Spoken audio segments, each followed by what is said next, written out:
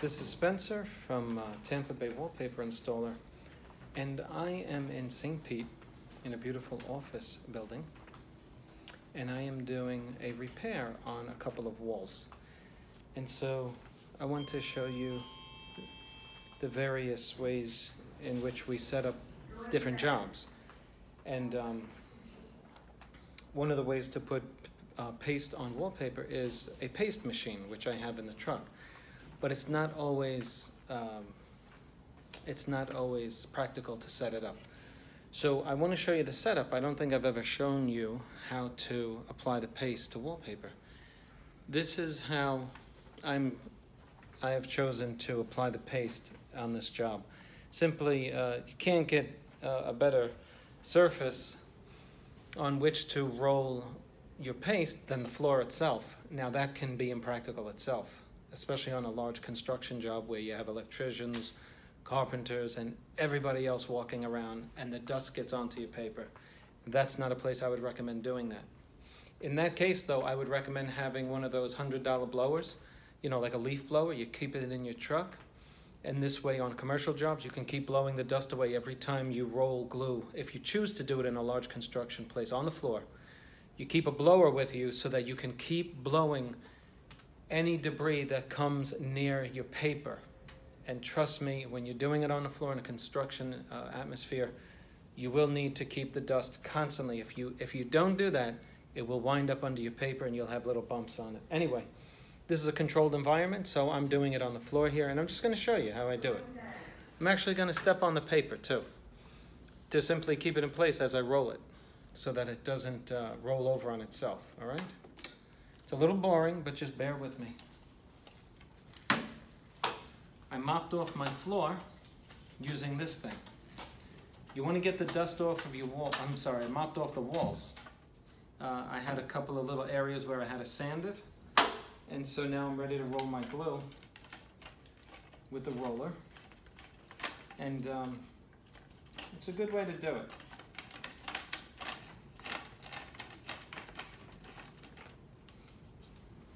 It is a tight space. It's not the most ideal environment, but I got to work with what I have.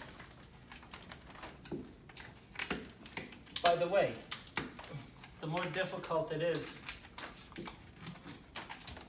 to set up your job,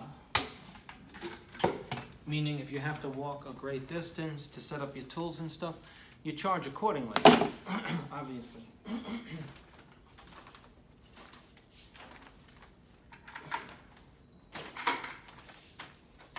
Okay, so just gonna, this is a regular, I think I'm using a Purdy roller here. I could be wrong, but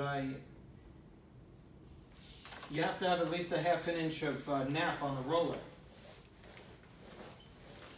Again, I'm stepping on my paper.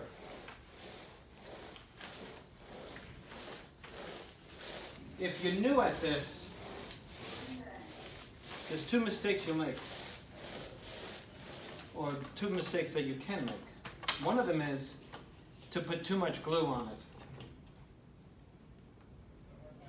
And the other one is, as you can guess, not to put enough. And so how do you make sure? I'll go the other way. Thank you. How do you make sure that you put enough glue on it? You need good lighting. The third problem that you'll run into is that you don't put enough, you don't distribute it evenly. And each of those three problems will present an issue when you finish off your paper on the wall. So you want to have an even amount of application of glue and enough glue and not too much glue. What's enough glue?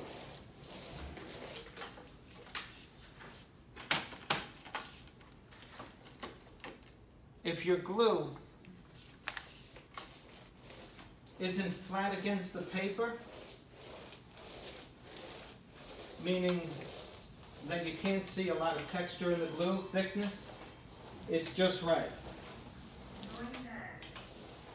If you can see where the roller makes its nap impression on the glue, you spread it out. Keep rolling over it and stretch out your roller past the surface. You'll thin it out. If you put too much glue, you'll get bubbles in the heavy glue areas because all of that oxygen in your liquid has to escape. And then what? What you want is an even amount of glue so that it all escapes at the same rate and doesn't seek an escape route.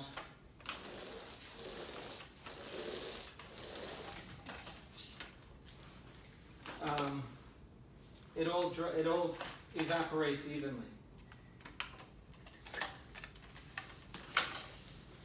You have to change your roller sometimes because, or you can put tape on the roller cage. What is the roller cage? The roller cage is the metal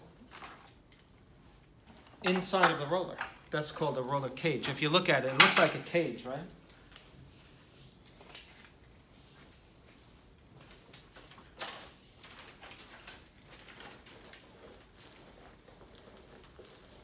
Steady strokes, back and forth.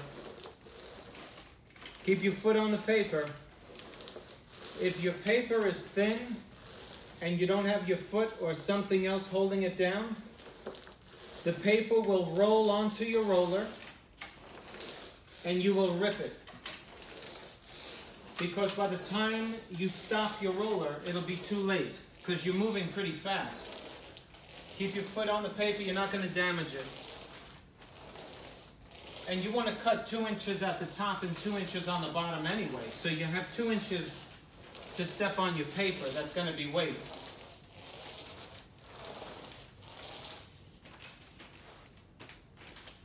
Again, look over your paper, making sure that it's all wet. Take your time. Take your time. And if you put too much in one area, go down and move it manually if you have to. What I like to do is plop the glue in the middle. Look, I go like this, look, right in the middle. It comes off, and then I just dip back into the middle. I come back, roll it. Come back, roll it.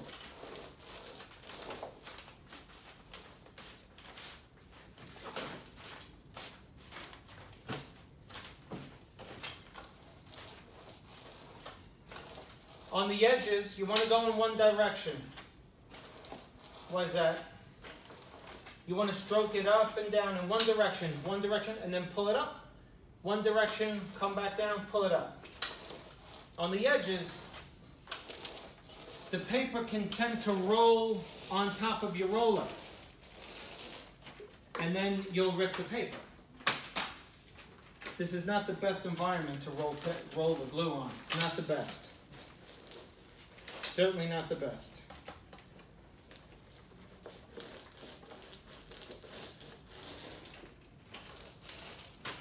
But I have to work in the environment they give me, right? And so this is not ideal. I don't say do this as a rule, but I do say this is how you make do in this environment.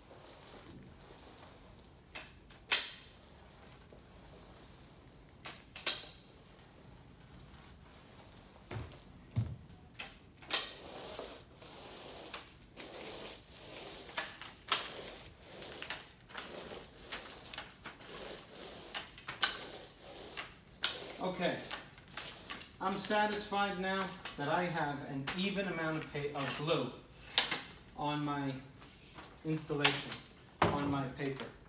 So, here's what I'm going to do. I want to distinguish between the top and the bottom. In this particular case, it doesn't really matter. since it's a non-repeat pattern, but I'm going to mark it anyway. All right.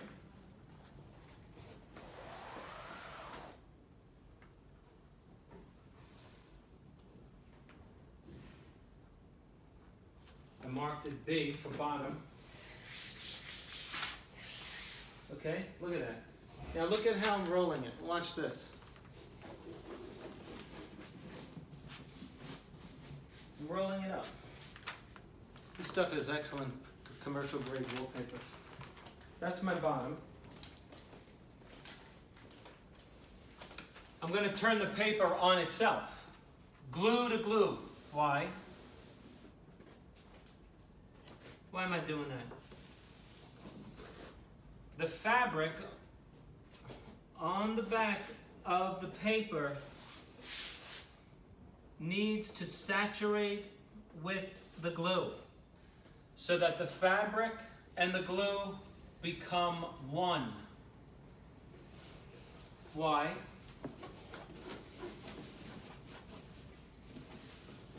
If it doesn't become one, it will become two when you put it up, evidenced by bubbles.